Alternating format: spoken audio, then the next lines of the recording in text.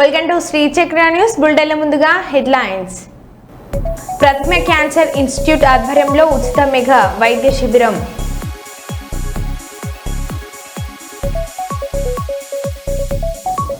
భారీ కొండ చిల్వను హతమార్చిన యువకులు.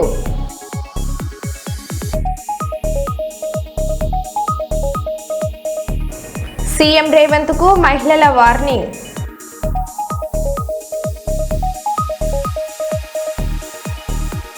తల్లిని గొంతు కోసి దారుణంగా చంపిన కొడుకు కోడలు అరెస్ట్.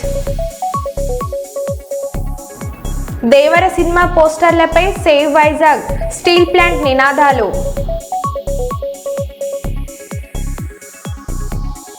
అక్రమ నిర్మాణాల కూల్చివేతలో అపశృతి.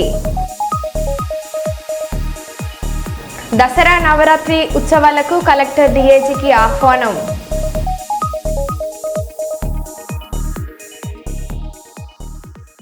ఇక వివరాల్లోకి వెళ్తే, అన్ని మతాలని అందరూ గౌరవించాలి. స్వామివారి దర్శనానికి వచ్చే జగన్ నిబంధనల ప్రకారం డిక్లరేషన్ ఇచ్చి స్వామివారంటే నమ్మకం ఉందని సంతకం పెట్టి వెళ్ళాలి అని నారా లోకేష్ అన్నారు.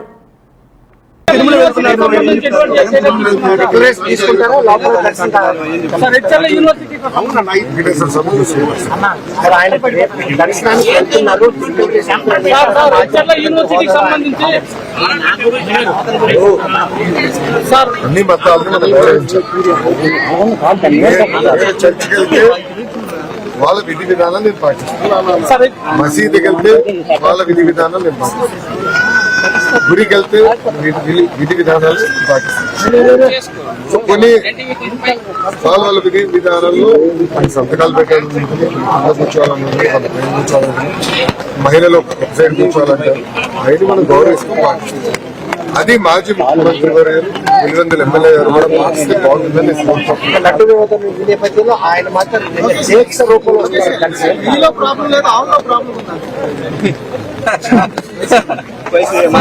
మాజీ స్పీకర్ ఆవుకు పోషకాహార లోపం ఉంది, అందుకనే దానికి నేను ఎలా సమాధానం చెప్పుకుంటున్నాను అంటే ఆయన ఒప్పుకుంటున్నారా?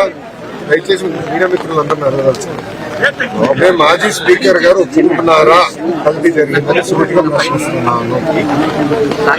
ఇప్పుడు మీడియా మిత్రులందరూ కూడా తెలుసు, మీరు కూడా 5 సంవత్సరాలు తిరుమలకి వెళ్ళి పాదయాత్రలో ఎవరు కలిసినా నాణ్యత లేదు, లడ్డు పాడైపోతుంది, భోజనం సరిగా లేదు, అసలు టీటీడీ విధి విధానాలు సరిగా లేదు అని చెప్తున్నారు. నిన్న మొన్న కూడా వీడియో వైవి సుబ్బారెడ్డి గారు అన్ని పెంచుదాం, అన్ని ఫీజు పెంచుదాం, సామాన్యులకి దేవుడిని గౌరవం చేసే విధంగా ప్రవర్తించడం జరిగింది. అవన్నీ కరెక్ట్ చేసే క్రమంలో ఇది బయటకు వచ్చింది. నేను కూడా ఈయో గారికి చెప్పి మొత్తం ప్రక్షాళన చేయండి, అన్ని టెస్ట్ చేయండి. ఎందుకంటే గతంలో అనేక ఆరోపణలు వచ్చినాయి. నేను పాదయాత్రలో మీరు చూస్తే నేను ట్వీట్ కూడా పెట్టాను దాని గురించి. పాదయాత్రలో నేను ట్వీట్ పెట్టాను, అందరూ వచ్చి నాకు కంప్లైంట్ చేస్తారు, ఇది సరికాదు, దేవుడి జోలికి వెళ్ళొద్దు స్వామి అని చెప్పి. ఏమైందో ప్రజలే చూస్తారు, ప్రజలే కొనపడుతున్నారు. వినాయక చవితి నవరాత్రి ఉత్సవాలు నిమజ్జన కార్యక్రమం జిల్లాలో అంగరంగ వైభవంగా ముగిసిన వెంటనే మహబూబాబాద్ జిల్లా కేంద్రంలో ఒక మహిళ పండ్ల దుకాణంలో కొనుగోలు చేసిన బొప్పాయిలో గణపతి ఆకారం దర్శనమిచ్చింది. దీంతో ఆ మహిళ భక్తి పారవశ్యంతో గణపతి ఆకార బొప్పాయి పండును వేద పండితులతో ఘనంగా పూజలు నిర్వహించింది. బొప్పాయి పండుగకు గణపతి రూపంలో తొండం, చెవులు, చేతులు అచ్చంగా వినాయకుడి ప్రతిమను తలపించేలా ఉండటాన్ని తెలుసుకున్న భక్తులు దర్శించుకొని భక్తి భావంతో పులకరించిపోయారు. గణపతి నవరాత్రి ఉత్సవాలు ముగిసిన అనంతరం బొప్పాయి పండుగలో గణపతి దర్శనం ఇవ్వడంతో శుభసూచకంగా భావించి నిత్య దైవారాధన చేస్తున్నట్లు భక్తులు తెలిపారు.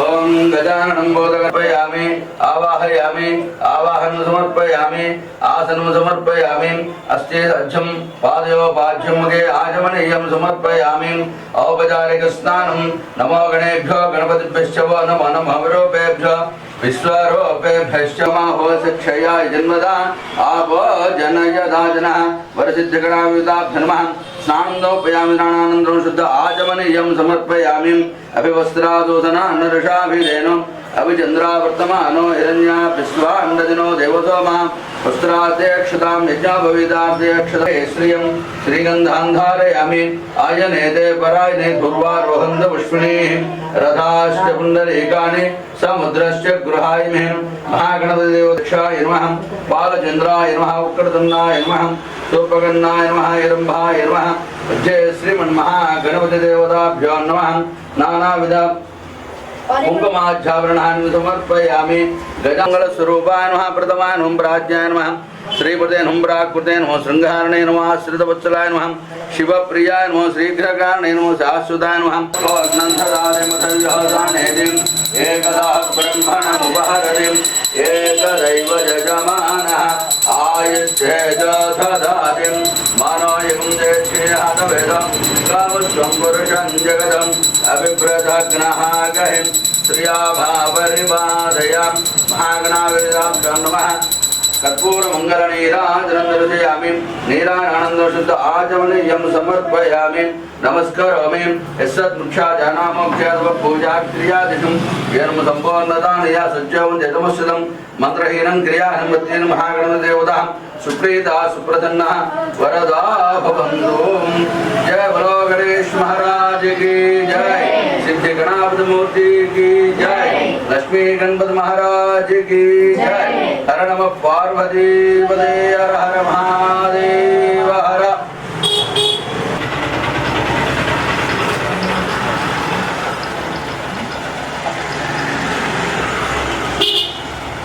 सर्वदेवानां धोपायं प्रतिगुष्यतां धूपमाग्रापयामि दीपं दर्शयामि तव दीपानुद्धारमणिं समर्पयामि ओं भर्भव स्वाहा तत्सवितुर्वरेण्यं भर्गो देवस्य धीमहि धियो यो नः प्रचोदयात् सत्यं वर्ते न प्रजामि अमृतमनाय स्वाहा गणाय स्वाहा वदानाय स्वाहा नमानाय स्वाहा ब्रह्मणाय स्वाहा मध्ये मध्ये पानीयम् उत्तरावोष्णं हस्तप्रक्षालनं वा प्रक्षालनं शुद्ध आचमनीयं समर्पयामि भोगे कलशकर्पूर।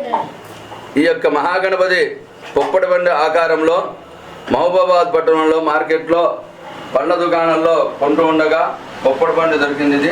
ఇది కొనుక్కో రావడం జరిగింది. ఈ పొప్పటి పండు ఎలాగుందంటే సాక్షాత్తు ఆ యొక్క మహాగణపతి ఆకారంలో ఉన్నది. స్వామివారి యొక్క గర్భము ఇది. తొండము విఘ్నేశ్వరుని యొక్క తొండము, కుడి చేతిలో స్వామివారి యొక్క ఏకదంతము, దంతాన్ని పట్టుకొని చేతిలో ఆయుధంగా పట్టు ఈ పక్కన రెండు చెవులుగా ఉన్నటువంటి యొక్క ఇది, ఈ భాగం శిరస్సు భాగం, ఈ రెండు కళ్ళు భాగం ఉన్నటువంటి యొక్క ఇది మహాగణపతి ఏకదంతం ఉన్నది. స్పష్టంగా గణపతి యొక్క ఆకారం అనేది పూర్తి అవయవాలతోటి కూడుకున్న యొక్క ఈ యొక్క పొప్పడి ఆకారంలో లభించింది. కాబట్టి మన యొక్క నవరాత్రులు 9 రోజులు గణపతి మహారాజుకి జై. ఈరోజు మన మానుకోట పట్టణంలో పళ్ళ దుకాణానికి వెళ్ళగా పండ్లు తీసుకుంటూ ఉండగా పొప్పడి పండ్లు తీసుకున్నట్లయితే అందులో ఒక పొప్పడి పండు గణపతి ఆకారంలో లభించింది. దాని ఇంటికి తీసుకొని వచ్చి పూర్తిగా పరిశీలించగా చక్కగా 2 చెవులు, స్వామివారి యొక్క ముక్కు, దంతము, తొండము, శరీర ఆకృతులు మొత్తం గణపతి ఏ ఆకారంలో ఉంటాడో ఆ ఆకారంలో మొత్తం ఆ యొక్క పొప్పడి పండు ఉండడం వల్ల ఎంతో అదృష్టవంతులంగా భావించి ఇంటి పక్క వాళ్ళని కూడా నలుగురం పిలిపించి చక్కగా ఆ గణపతికి పసుపు, కుంకుమ, పూలు, పండ్లతోటి పూజ చేసి హారతి ఇచ్చే స్వామి యొక్క ఆశీస్సులు తీసుకోవడం జరిగింది. లోకక్షేమం కొరకే, లోక కళ్యాణం కొరకే నవరాత్రి పూర్తయిన తర్వాత ఆ గణపతి మనకు ప్రత్యక్షంగా కనిపించాడని చెప్పిన సంతోషంతో ఈ యొక్క పూజా కార్యక్రమం నిర్వహించడం జరిగింది. పండ్లు కొనుక్కోవడానికనే వెళ్తే అక్కడ పొప్పడి పండు ఒక 3-4 తీసుకున్నాము. అందులో ఈ విఘ్నేశ్వరుడు లాగా ఉన్న ఈ పొప్పడి పండును చూసి ఆశ్చర్యపోయాము. ఇంటికి తీసుకొచ్చి మా వారికి చూపించాను. చాలా విశేషము. ఇంత చక్కటి పొప్పడి పండు ఈ విధంగా రావడము, తొండము, చెవులు, దంతము, కళ్ళు, మొహము, బొజ్జ గణపతి ఈ విధంగా రావడం చాలా ఆశ్చర్యం అనేసి ఎంబడే పూజ చేసుకొని అందరం కలిసి ఆ స్వామివారిని వేడుకున్నాము. ఆయన ఆశీస్సులు మనందరికీ ఉండాలని, ఈ దేవి గణపతి నవరాత్రులలో ఆయన దొరకడం చాలా విశేషము. మన ఊరి ప్రజలకు ఆనందంగా ఉన్నది. మేము అందరం కలిసి చాలా సంతోషపడ్డాము. చాలా విశేషం. అక్రమ నిర్మాణాల కూల్చివేతలో అపశృతి. రంగారెడ్డి జిల్లాలోని కొండాపూర్ మండలం మల్కాపూర్లో రెవెన్యూ అధికారులు అక్రమ నిర్మాణాన్ని గుర్తించారు. చెరువుల్లోనే బహుళ అంతస్తుల భవనం నిర్మించడంతో జిలెటిన్ స్టిక్స్ ద్వారా అక్రమ కట్టడాన్ని నేలమట్టం చేశారు. ఈ క్రమంలో బాంబులు పేలి శిథిలాలు ఎగిరిపడడంతో హోంగార్డ్కు తీవ్ర గాయాలు అయ్యాయి. వెంటనే ఆసుపత్రికి తరలించారు. మరిన్ని వివరాలు ఇంకా తెలియాల్సి ఉంది.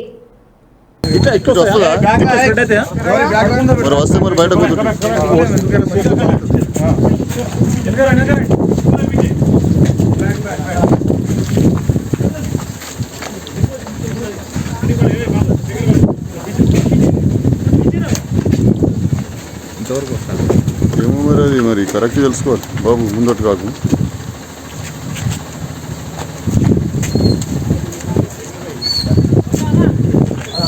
గోపాలన్న ఇట్లా మాకు అడ్డమని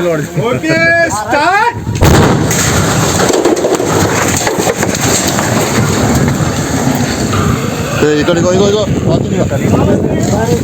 అబ్బా కాకింది అయిపోయింది. కలిగింది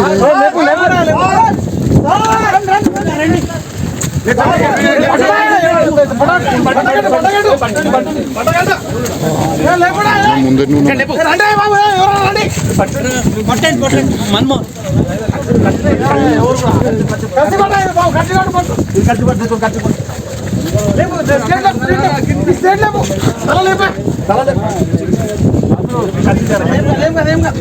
తీసుకోండి.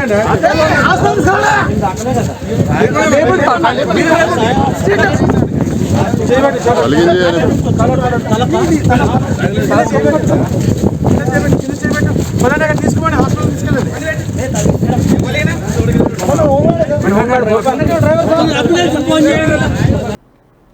దేవర సినిమా పోస్టర్లపై సేవ్ వైజాగ్ స్టీల్ ప్లాంట్ నినాదాలు. విశాఖ ఉక్కు ఉద్యమానికి జూనియర్ ఎన్టీఆర్ మద్దతు కోరుతూ జన జాగరణ సమితి విజ్ఞప్తి. కోట్లాది మంది అభిమానులు ఉన్న జూనియర్ ఎన్టీఆర్ విశాఖ ఉక్కు ఉద్యమానికి మద్దతు తెలపడం వల్ల ప్రభుత్వాల్లో తప్పనిసరిగా సంచలనం వస్తుందని ధీమం వ్యక్తం చేసిన జన జాగరణ సమితి విశాఖపట్నం రామటాకీస్ థియేటర్ వద్ద save Vizag steel plant, Visakha ఉక్కు ఆంధ్రుల హక్కు అనే నినాదాల పోస్టర్లను అందించిన జన జాగరణ సమితి నాయకులు.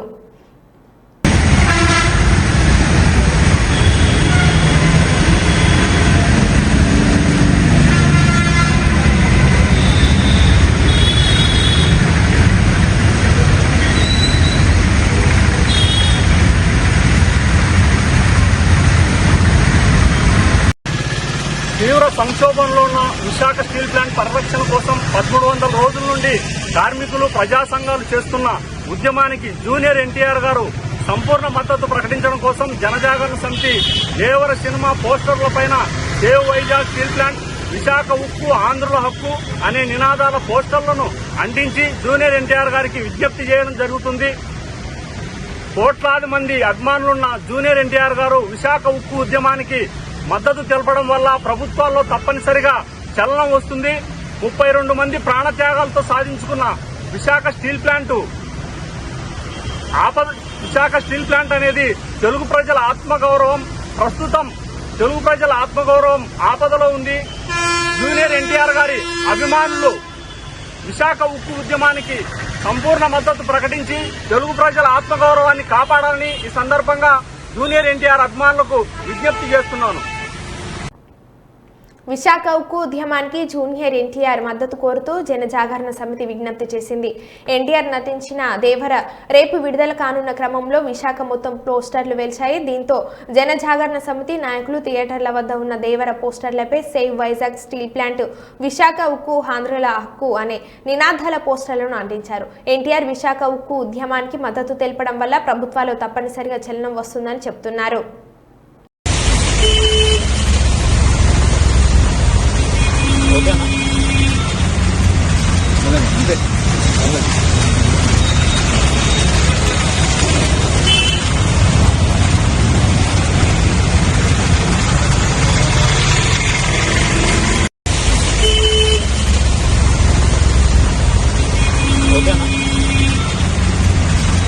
అంతే.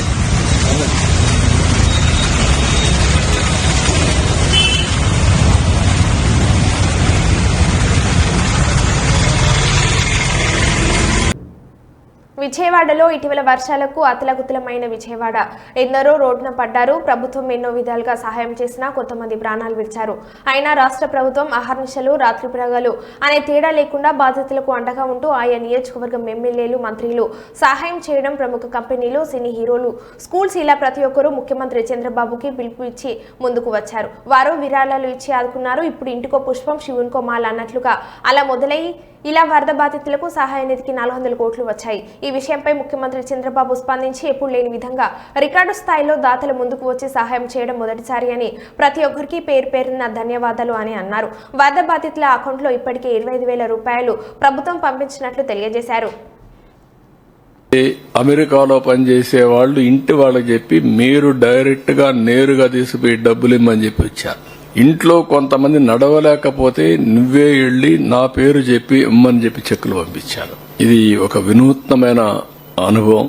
అది ఒకరిని కాదు, చిన్న పెద్ద అని కాదు, పిల్లలు చదువుకుంటూ 5 రూపాయలు 10 రూపాయలు కలెక్ట్ చేసి ఓ స్కూల్కి ఎంత కలెక్ట్ చేసి తీసుకొచ్చారు ఉండి మారిగా పెట్టి.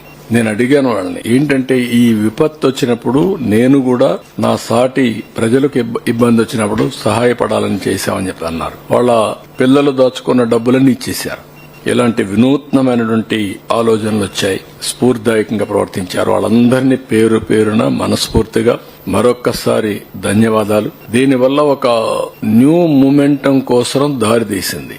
ఎలాంటి విపత్తు అయినా సరే మనం గాని సంఘటితంగా ఎదుర్కొంటే ఏదైనా చేయగలుగుతాం అనే ఒక నమ్మకాన్ని ఇచ్చారు. జరిగింది 7,600 కోట్ల రూపాయలు నష్టం.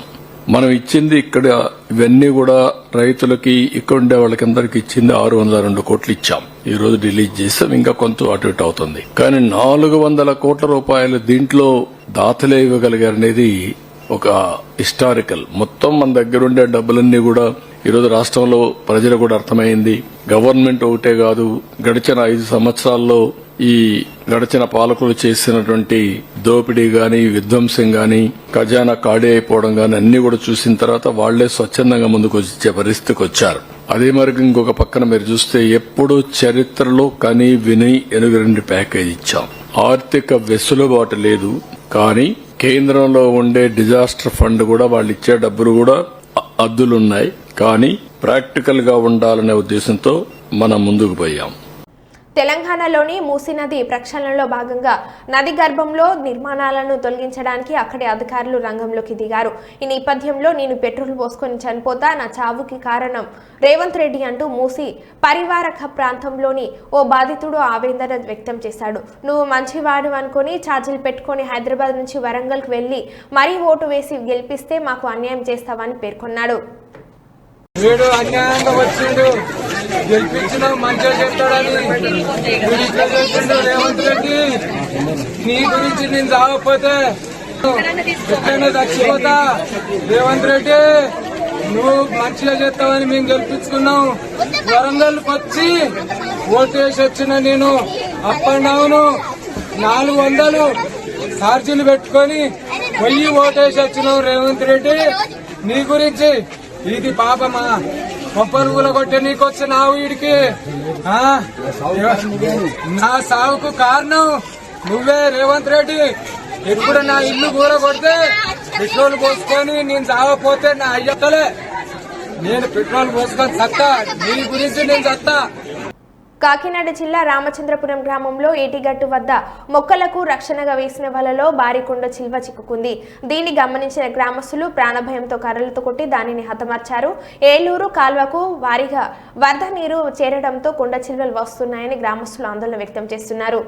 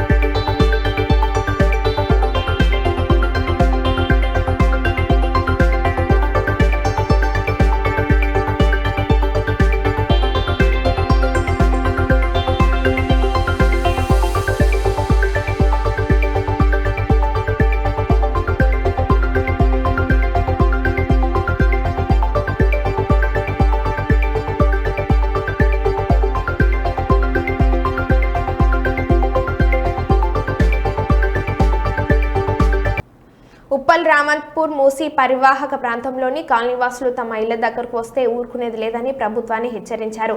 ఇవన్నీ మహిళల పేర్లపైనే ఉన్నాయని, మహిళలు న్యాయం చేస్తానని ఇప్పుడు అన్యాయం చేస్తారా అని ప్రశ్నించారు. ఓట్లు అడగడానికి వచ్చినప్పుడు తమమి అక్రమ కట్టడాలని తెలియదా అని ప్రశ్నించారు. తమ జోలికి వస్తే ఊరుకోబోమని, అవసరమైతే ఆత్మహత్యలు చేసుకుంటామని, సీఎం ఇంటి ముందు ధర్నా చేస్తామని చెప్పారు. పథకాలు ఇవ్వడానికి ఇక్కడికి ఎందుకు వచ్చాడు వాడు? ఇక్కడికి పథకాలు ఇవ్వడానికి ఓట్లు వచ్చాడు వాడు. ఇక్కడికి ఓట్లు పనికి వచ్చి మన ఓట్లు ఎందుకు పనికి వచ్చి వాడికి? ఇక్కడ రాకూడదు, మూసి అక్కడికి రాకూడదు వాడు. మరి మూసి ఓట్లు కావాలా వాడికి? ఎలా తీస్తాడు ఇల్లు? ఎవరికి కొద్దిగా అధికారం ఎందుకు తీస్తాడు వాడు? మా ఇల్లు మాకు కావాలి అంతే, మేము ఊరుకునేది లేదు. ఖబర్దార్ రేవంత్ రెడ్డి, మీకు లేడీస్ అందరూ ఊరుకోరు. ఇక్కడ అందరివి ఆడవాళ్ళ పేరు మీద ఉన్నాయి. నువ్వు ఆడవాళ్ళకి న్యాయం చేస్తారన్నావు, ఆడవాళ్ళకి నువ్వు అన్యాయం చేస్తున్నావు. ఊరుకునేది లేదు, ముందే చెప్తున్నా.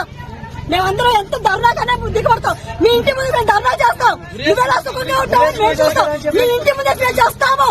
చూసుకో రేవంత్ రెడ్డి, నువ్వు ఎంతమంది సమాధులు కట్టుకొని నువ్వు ఇది చేస్తావో, నీకు ఏ ప్రాజెక్టులు కట్టుకుంటావో, ఇక్కడ నీకు ఎంత లాభం లేకుండా నువ్వు ఇంతమంది పేదవాళ్ళకి గుండెలో కొడుతున్నావో మాకందరికి తెలుసు.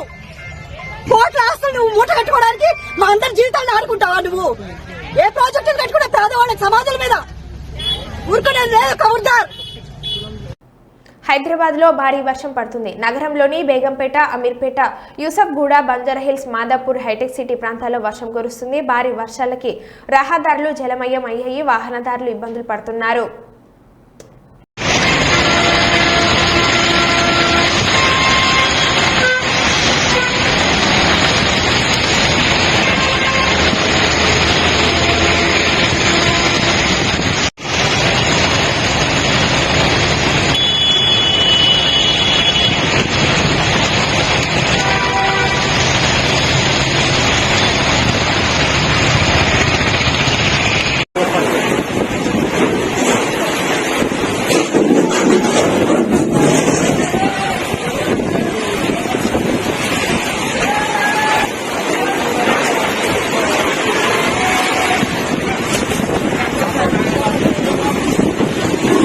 అన్నమయ్య జిల్లా తంబలపల్లె నియోజకవర్గంలోని మూలక చెరువులో ఈ నెల 22న ఆదివారం అర్ధరాత్రి సఫియా బేగంను కత్తితో గొంతు కోసి దారుణంగా హత్య చేసిన కేసులో మృతురాలి కొడుకు చిన్నారెడ్డి బాషా, కోడలు అసియాను గురువారం రాత్రి అరెస్ట్ చేసినట్లు మూలకల్ల చెరువు సీఏ రాజా రమేష్ తెలిపారు. సీఏ మాట్లాడుతూ లేటు హైదరావల్లి భార్య సఫియా బేగంతో ఆమె చిన్న కొడుకు, కోడలు ఆస్తి కోసం గొడవపడి మిద్దిపైన నిద్రిస్తున్న సఫియా బేగంను పథకం ప్రకారం కత్తితో గొంతు కోసి దారుణంగా చంపినట్లు విచారణలో తెలియడంతో నిందితులను అరెస్ట్ చేశామని అన్నారు. ఈ నెల 22వ తారీఖున రాత్రి 10:30 సమయంలో అగ్రహారం షాఫియా బేగం అనే ఒక మహిళను గొంతు కోసి చంపినారనే ఫిర్యాదు మేరకు 23వ తారీఖు ఆమె కూతురైన సోనియా ఫిర్యాదు మేరకు మర్డర్ కేసుని నమోదు చేయడం జరిగింది. ఇందులో భాగంగా ఇన్వెస్టిగేషన్లో తేలింది ఏమంటే ఆమె కొడుకైన అగ్రహారం చిన్నారెడ్డి భాష మరియు కోడలు అర్షియా ఇద్దరు కలిసి ఆస్తి కోసం, అంటే ఉన్న పిల్లల ముగ్గురికి సమాన ఆస్తి పంచుతామంటే అది ఒప్పుకోక ఆస్తి మొత్తం నాకే కావాలనే ఒక దురుద్దేశంతో ఆమెను కొట్టి ఆమెకు ఒప్పుకోకపోవడంతో ఆమెను గొంతు కోసి చంపినట్టుగా ఈ ఇన్వెస్టిగేషన్లో తేలింది. అందులో భాగంగానే ఈరోజు ముద్దాయిల్ని ఉదయం తంబలపల్లె క్రాస్ వద్ద ఇద్దరు ముద్దాయిలను అరెస్ట్ చేసి వాళ్ళ కన్ఫెషన్ మేరకు నేరం ఒప్పుకున్నారు. ఆ ఒప్పుకున్న కన్ఫెషన్ మేరకు వాళ్ళని తీసుకెళ్తే వాళ్ళ హత్యకు ఉపయోగించిన ఆయుధాన్ని, ఆ రోజు వాళ్ళు ధరించిన బట్టలను అన్నింటినీ సీజ్ చేయడం జరిగింది. వాటిని తదుపరి అరెస్టుకు వీళ్ళని రిమాండ్కు పంపించి తదుపరి ఈ బట్టల్ని, ఈ వాడిన ఆయుధాన్ని ఎఫ్ఎస్ఎల్కు పంపించి తదుపరి ఎఫ్ఎస్ఎల్ రిపోర్టు మేరకు ఈ కేసులో తదుపరి చర్యలు తీసుకోబడుతుంది. మరో బులెటిన్లో మళ్ళీ కలుద్దాం. Stay tune.